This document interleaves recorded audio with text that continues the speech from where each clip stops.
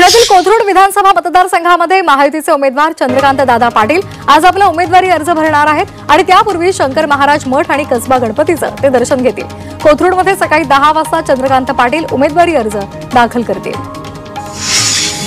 आदित्य ठाकरे आज आपला उमेदवारी अर्ज दाखल करणार आहेत। शिवसेना उद्धव बाळासाहेब ठाकरे पक्षाच्या वतीनं वरळीमधून त्यांना उमेदवारी देण्यात आली आहे। वरळीमध्ये आदित्य ठाकरे विरुद्ध संदीप देशपांडे अशी लढत पाहायला मिळणार आहे।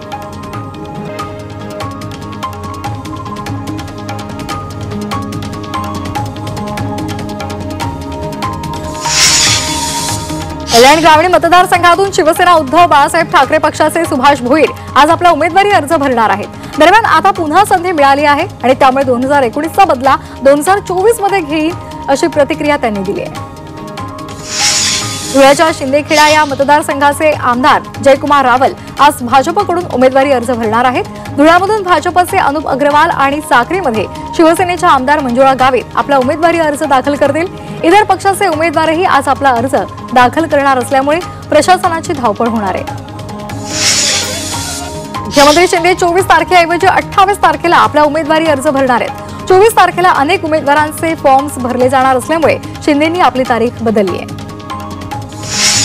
उपमुख्यमंत्री देवेंद्र फडणवीस 25 ऑक्टोबरला आपला उमेदवारी अर्ज दाखल करणार आहेत। फडणवीसांना दक्षिण पश्चिम मतदारसंघातून उमेदवारी मिळालेली आहे।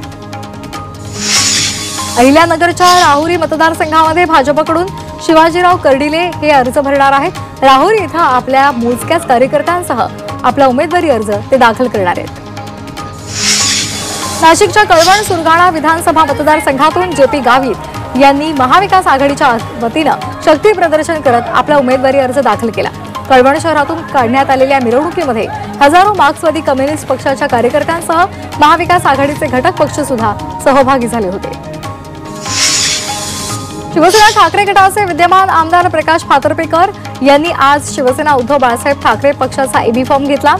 पुन्हा एकदा पक्षानं फातर्पेकर यांना विश्वास दाखवत त्यांना उमेदवारी जाहीर केली आहे। चेंबूर विधानसभा मतदारसंघातून त्यांना उमेदवारी मिळाली आहे। राष्ट्रवादीचे नेते सुनील टिंगरे निवडणूक लढण्यावर ठाम आहेत। अजित पवार यांनी मला एबी फॉर्म दिलाय, उमेदवारी द्यायची नसती तर एबी फॉर्म दिलाच नसता असं सुनील टिंगरे म्हणाले। वंचितचे मराठवाडा अध्यक्ष अशोक हिंगे यांनी प्रकाश आंबेडकरांची साथ सोडली आहे। त्यामुळे ऐन निवडणुकीच्या तोंडावर वंचितला मोठा धक्का बसलाय। त्यांनी आपल्या मराठवाडा अध्यक्षपदाचा राजीनामा दिलाय। मात्र हिंगे यांनी आपली राजकीय भूमिका स्पष्ट केलेली नाही। अजित पवार यांच्या राष्ट्रवादीकडून बीडच्या माजलगावची उमेदवारी प्रकाश सोळंके यांना देण्यात आलेली आहे। याआधी प्रकाश सोळंके यांचे पुत्र जयसिंग सोळंके यांना उमेदवारी देण्याचं घोषित करण्यात आलं होतं। मात्र ऐनवेळी प्रकाश सोळंके यांनाच तिकीट देण्यात आलं। रायगड जिल्ह्यातील उरणच्या जागेवरून शेकापा आणि शिवसेना उद्धव बाळासाहेब ठाकरे पक्षाचं घोडं अडलंय। उरणसाठी महाविकास आघाडीचा घटक पक्ष असलेल्या शेकापानं प्रीतम म्हात्रे यांची उमेदवारी जाहीर केली आहे। तर ठाकरे पक्षानं माजी आमदार मनोहर भोईर यांना उमेदवारी दिली आहे। त्यामुळे उरणसाठी रस्सीखेच पाहायला मिळते। यवतमाळच्या वणीमध्ये शिवसेना उद्धव बाळासाहेब ठाकरे पक्षाचे संजय देरकर हे विरुद्ध भाजपचे आमदार संजीव रेड्डी यांच्यामध्ये लढत होणार आहे। दरेकर यांना उमेदवारी दिल्यामुळे काँग्रेसला जागा सुटावी अशी मागणी पदाधिकाऱ्यांनी केली आहे। मनसेचे अमित ठाकरे यांना माहीमधून उमेदवारी जाहीर झाल्यानंतर त्यांचा आज पहिला मेळावा होणार आहे। संध्याकाळी 7 वाजता दादरमध्ये मेळाव्याचं आयोजन करण्यात आलं आहे।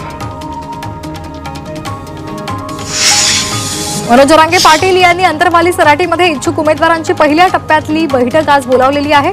मराठा आरक्षणासाठी मनोज जरांगे हे निवडणुकीच्या रिंगणामध्ये उतरलेले आहेत। विधानसभेसाठी कोणाला उमेदवारी देणार हे पाहणं महत्त्वाचं असेल।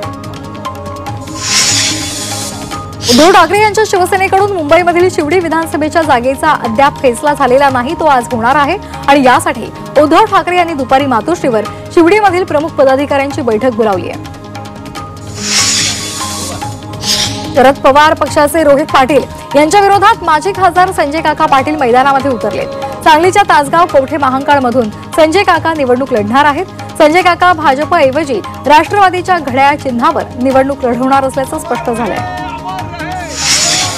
विदर्भातील जागांवर काँग्रेस आक्रमक झाली आहे। चंद्रपूर आणि अहेरी या जागांवर काँग्रेसनं दावा केलाय। या बैठकीमध्ये दोन्ही जागांसंदर्भात काँग्रेसनं आग्रही भूमिका मांडल्याची माहिती मिळते।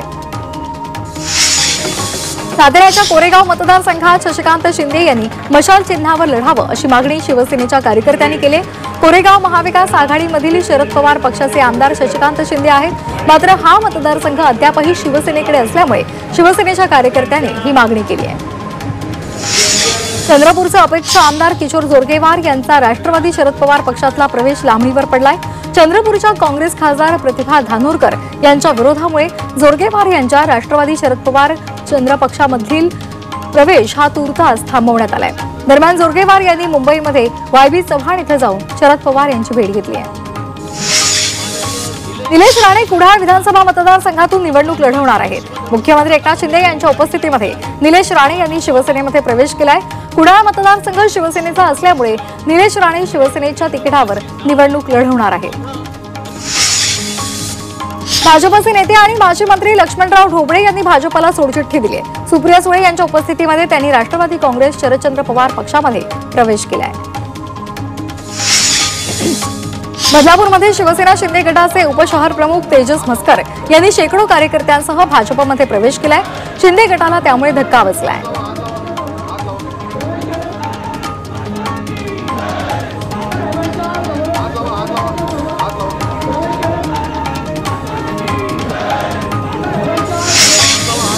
पालघर जिल्ह्यातील 6 जागांपैकी 4 जागांवर महाविकास आघाडीने उमेदवारी जाहीर केली आहे। पालघर, बोईसर, विक्रमगड आणि डहाणू या ठिकाणी महाविकास आघाडीकडून उमेदवार जाहीर झालेला आहे, मात्र महायुतीकडून केवळ नालासोपारामध्ये उमेदवारी देण्यात आली।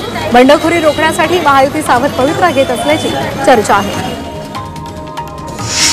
पालघर आणि बोईसरमध्ये उद्धव ठाकरे यांच्या शिवसेनेकडून उमेदवार जाहीर झालेत। विश्वास वळवी यांना बोईसरमधून तर पालघरमधून जयेंद्र दुबळा यांना उमेदवारी देण्यात आलेली आहे। यावरून पालघरमध्ये दोन्ही विधानसभा ठाकरेंची शिवसेना लढवणार असल्याचं स्पष्ट झालंय।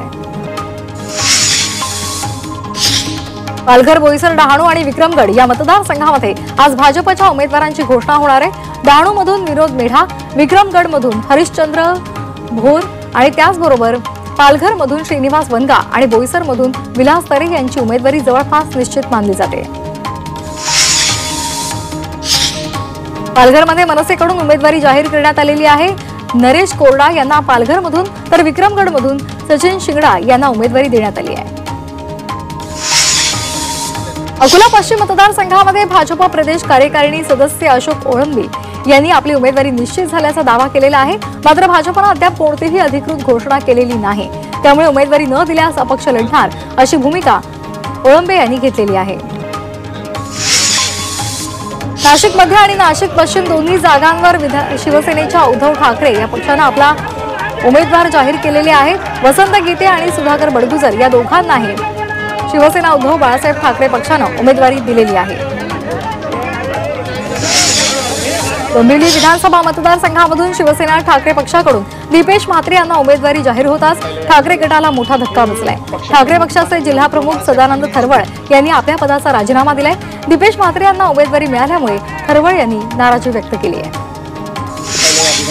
मागाठाण्यामधून विभाग प्रमुख उदेश पाटेकर यांना ठाकरेंच्या पक्षाकडून उमेदवारी देण्यात आली आहे। शिंदे गटाच्या प्रकाश सुर्वे यांच्या विरोधात उदेश पाटेकर लढणार आहेत।